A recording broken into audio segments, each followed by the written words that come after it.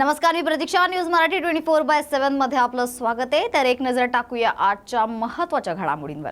बदलापूर प्रकरणातील 22 आंदोलनकर्त्यांवर 14 दिवसांची न्यायालयीन कोठडी सुनावण्यात आली आहे. तर बदलापूर अत्याचार प्रकरणाचा निषेध नोंदवण्यासाठी न्यायालय मागणीसाठी संतप्त बदलापूरकर रेल्वे ट्रॅकवर उतरले होते.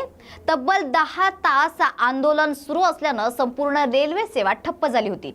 पोलिसांनी जमावावर लाठीचार्ज करून रेल्वे स्टेशन रिकामे केले. त्यानंतर आंदोलन हे वाढवणाऱ्या आणि जमावाला भडकवण्याचे काम करणाऱ्या तसेच दगडफेक करणाऱ्या 22 आंदोलनकर्त्यांवर अटक त्यांना करण्यात आली आहे. तर आज या आंदोलनकर्त्यांना रेल्वे पोलिसांनी कल्याण न्यायालयात हजर केलंय. सर्व आंदोलनकर्त्यांना 14 दिवसांची न्यायालयीन कोठडी सुनावण्यात आली. तर आंदोलनकर्त्यांचे वकील जामिनासाठी अर्ज करणार असल्याची माहिती दिली जाते. ॲडव्होकेट नैना मराठे मी यांची आरोपीची वकील आहे आणि सदर प्रकरणात जे आहे 22 अॅक्युज्डला अरेस्ट करण्यात आलेला आहे. हे जो मॅटर आहे हे सेशन ट्रायबल आहे. सध्या तर आरोपीची जी ज्युडिशियल कस्टडी झालेली आहे आणि आता आम्ही बेलसाठी प्रयत्न करत आहोत. बदलापूर घटनेच्या निषेधार्थ ठाकरे गटाकडून आंदोलन केले जाते. तर बदलापूरमध्ये 2 चिमुरड्या मुलींवर अत्याचार करणारी घटना या प्रकरणी शिवसेना ठाकरे गटाकडून राज्यसभा खासदार प्रियंका चतुर्वेदी यांच्या नेतृत्वात निषेध आंदोलन करण्यात आले. तर गुन्हेगाराला फाशीची शिक्षा व्हावी ही आंदोलकांकडून मागणी केली जाते. हे कृत्य अतिशय घृणास्पद आहे.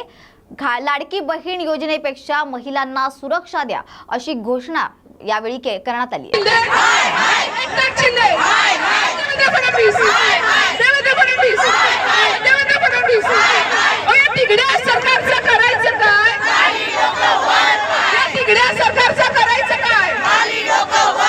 आंदोलन आज पूरे महाराष्ट्र में हो रहा है।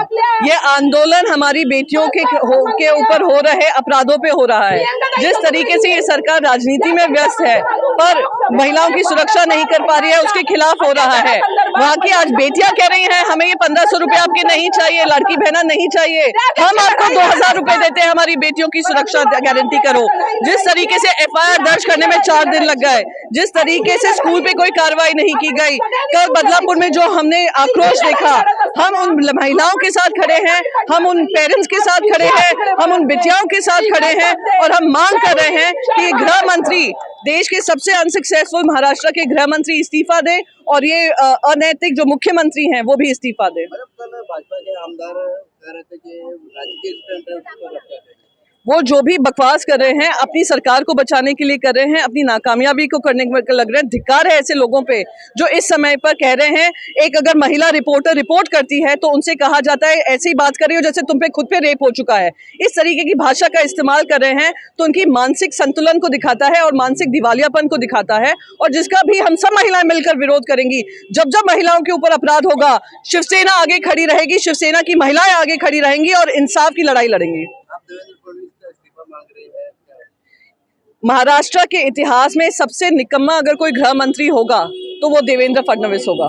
देवेंद्र फडणवीस ने अपने कार्यकाल में किसी तरीके के महिलाओं को सुरक्षित माहौल देने के लिए काम नहीं किया।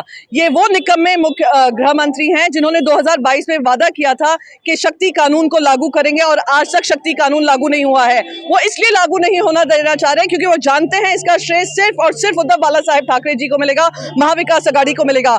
आज अगर शक्ति कानून लागू होता, किसी की हिम्मत नहीं होती कि हमारी बेटियों पे इस तरीके का अपराध करें, किसी महिला पे इस तरीके का अपराध करें। ये ना महाराष्ट्र की संस्कृति है, ना महाराष्ट्र का इतिहास है। महाराष्ट्र का इतिहास गौरवान्वित इतिहास है जहाँ महिलाओं का सम्मान करते हैं, महिलाओं को आगे रखते हैं। आज आपने महाराष्ट्र को इस कदर पे ले आए हैं कि उत्तर प्रदेश के बाद अगर घटनाएं होती हैं तो महाराष्ट्र में महिलाओं के खिलाफ होती है और आप हाथ पे हाथ रखे बैठे हैं। ओहर येथील घटनेच्या निषेधार्थ हिंदू जन आक्रोश मोर्चाचे आयोजन करण्यात आले. तर छत्रपती संभाजीनगर मधील ओहर येथील 16 वर्षीय मुलीने तरुणाच्या जाचाला कंटाळून आत्महत्या केल्याची धक्कादायक घटना घडली होती. तर या घटनेच्या निषेधार्थ सकल हिंदू समाजाच्या वतीनं आज हिंदू जन आक्रोश मोर्चाचे आयोजन करण्यात आले. यावेळी मोठ्या संख्येने हिंदू बांधव आणि मराठा समाज बांधव उपस्थित आहेत. या प्रकरणातील आरोपीला शिक्षा झाली पाहिजे आणि आमच्या मुलीला न्याय मिळावा अशी मागणी यावेळी करण्यात आली आहे.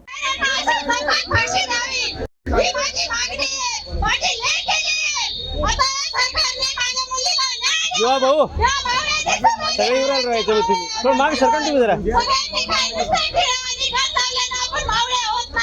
आपल्या आई बहिणी सुरक्षित नाही, त्यांना सुरक्षा भेटली पाहिजे. अरे ही एक नाही, सगळ्या घराची, सगळ्या देशाची मुलगी असती. एका मुलीला काहीच होत नाही, त्या अशा किती मुली बळी पडू लागल्या. याला कोण नाही देणार आहे, कोण नाही देणार आहे याला.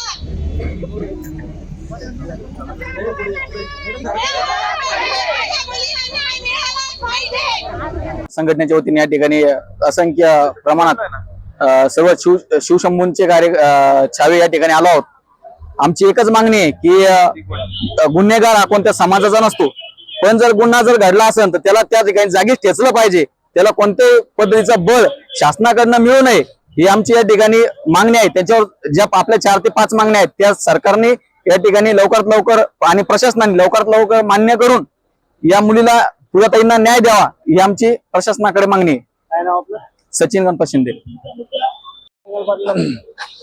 मी पूजा पवारला न्याय मिळाला पाहिजे यासाठी आम्ही मराठा मावळा संघटनेच्या वतीने सकल मराठा समाज या ठिकाणी टी पॉइंट इथे रस्ता रोको केलेला आहे. पूजा पवारला न्याय मिळालाच पाहिजे ही आमची मागणी आहे.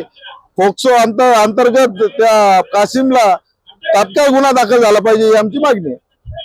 पण वारंवार अशा घटना घडतात याबद्दल शासन काही निर्णय घेत नाही. शासनाने फक्त लाडकी बहीण योजना हाच निर्णय घेतलेला आहे. लाडकी बहीण योजना न घेता लाडकी बहिणीला सुरक्षा दिली पाहिजे हा निर्णय शासनाने घेतला पाहिजे. कल हिंदू समाजाच्या वतीने हर्सुल टी पॉइंटला आम्ही सर्व पूजा पवारचा जे मृत्यू झालेला आहे त्याचा न्याय मागण्यासाठी एकत्र आलेला आहे. आज समाजाची घडी अशी विस्कटलेली आहे की समाजाचा काही विघातक घटक हा हिंदू मुलींवर अत्याचार करण्यामध्ये नंबर 1 आहे. कुठलाही धर्म कुणावरही अन्याय करावा असं शिकवत नाही, तरी सुद्धा हा समाज हे जे विशेषतः आपण ज्यांच्याबद्दल आता सगळीकडे वाटतं की सगळ्या गुन्ह्यांमध्ये 80% नावं सगळ्यांचीच येतात आहे, त्यामुळे सर्व जगाला माहिती आहे की हे कुणाबद्दल बोललं जात आहे. या हिंदू मुलीवर, ह्या पूजा पवारवर जो अन्याय झालेला आहे, तिला जे टॉर्चर केले गेलेलं आहे, आमच्या मुली शिकतात आहे. जर अशा प्रकारचं समाजामध्ये टॉर्चर होत असेल, असे हे जे मुस्लिम समाजाचे लोक आपल्या हिंदू धर्माच्या मुलींवर अत्याचार करत असतील, लवजिहासारखे प्रकरण जर होत असतील, तर मला वाटतं या सर्व हिंदू समाजांनी एकत्र येऊन आपल्याला न्याय कसा मिळेल याच्यासाठी बघितलं पाहिजे आणि याला फाशीची शिक्षा ही झाली पाहिजे. समाजामध्ये असा घटक पुन्हा होता कामा नये, समाजामध्ये असा अन्याय होता कामा नये. आजपर्यंत कुठल्याही ठिकाणी आम्हाला असं आठवत नाहीये की हिंदू मुलांनी मुस्लिम मुलींवर कधी अन्याय केलाय, कारण की आमची शिकवणच आहे की अन्याय करू नये. पण मात्र ही शिकवण त्यांना लागू पडत नाही, हे आम्हाला दुःख वाटत आहे. त्यामुळे समाजामध्ये एकतर्फी न्याय कधीच होता कामा नये. समाजामध्ये अशा वाईट प्रवृत्तीला ताबडतोब ठेचल्या गेलं पाहिजे अशी आमच्या सर्व महिला भगिनींची मागणी आहे. मुलींना सुरक्षित वाटत नसेल तर कसला समाज घडणार आहे, कशी तरुण पिढी घडणार आहे, कसं शिक्षणासाठी मुलींना बाहेर पाठवणार आहे, नोकरीसाठी बाहेर पाठवणार आहे, ह्या अनेक प्रश्नांना पालक म्हणून खूप वेळा विचार करावा लागतो. त्यामुळे मला असं वाटतं की तातडीने या विचाराने न्याय द्यावा.